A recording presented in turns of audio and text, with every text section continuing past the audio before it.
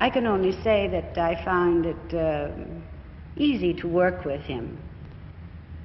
You know, some directors are thwarted actors, and they like you to impersonate them instead of giving your idea of a role.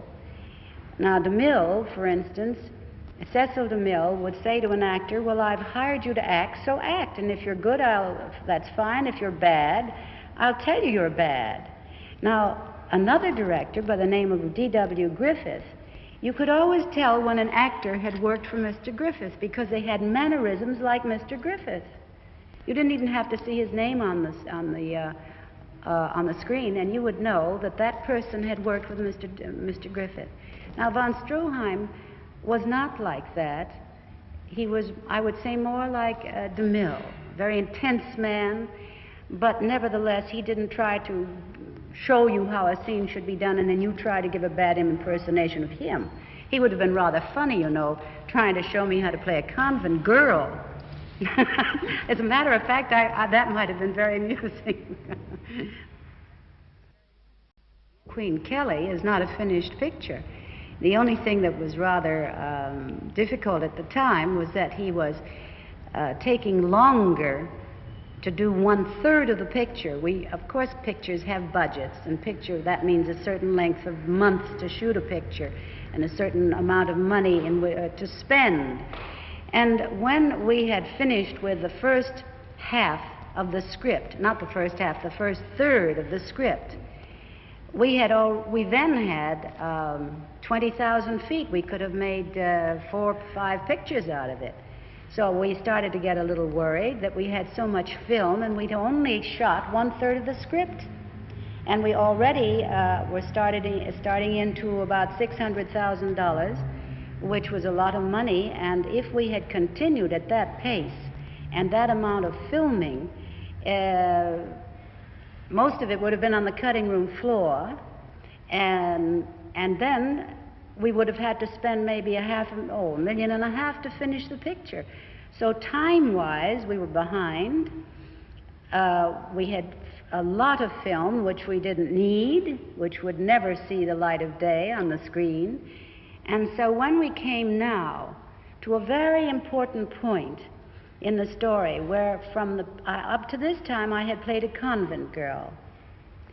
And when the little convent girl leaves this imaginary kingdom, she is supposed to inherit, her aunt is sick, and she is in Africa somewhere.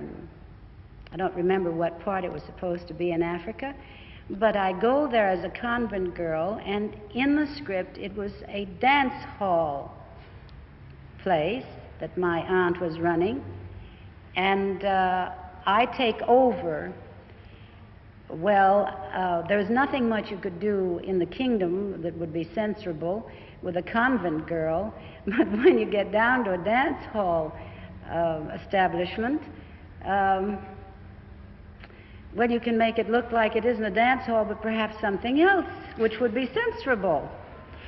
And this is what happened exactly, so that I looked not as much like a proprietress of a dance hall as I did, well, we didn't even get into that part.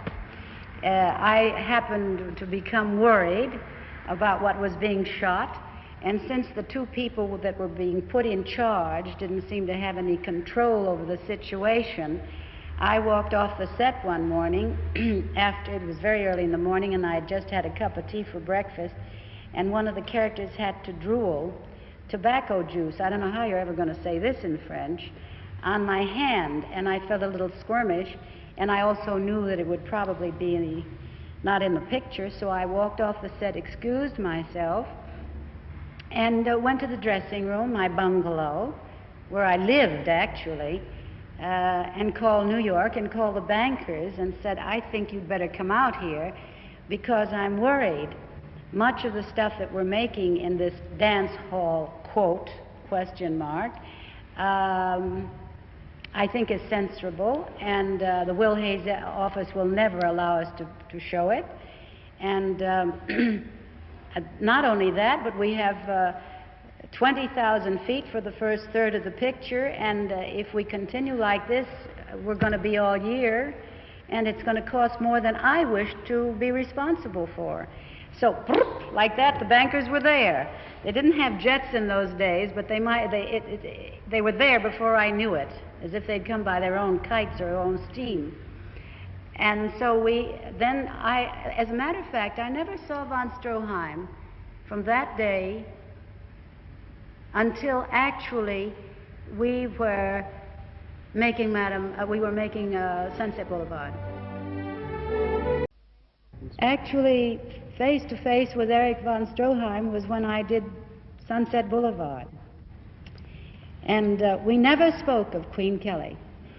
In the whole 3 months that we were making Sunset Boulevard, I don't think we ever mentioned it to each other.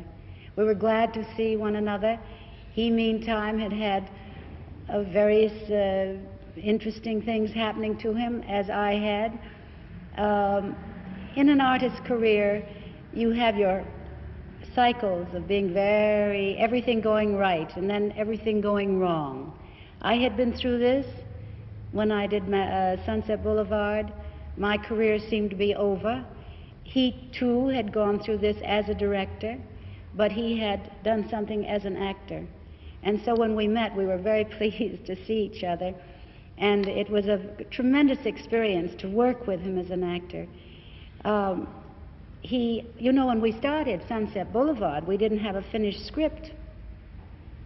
And so many suggestions were made, and von Stroheim, who couldn't help himself, he was creative, he made suggestions, and I can remember Billy Wilder saying, "Oh, that's wonderful, but it doesn't further the story, and we don't have the footage for it." But he came up with one. He came up with a magnificent idea that the fan mail that was sent to me, if you will recall, I thought was fan mail. He was writing them. This was von Stroheim's idea. And this was a magnificent idea. It was wonderful.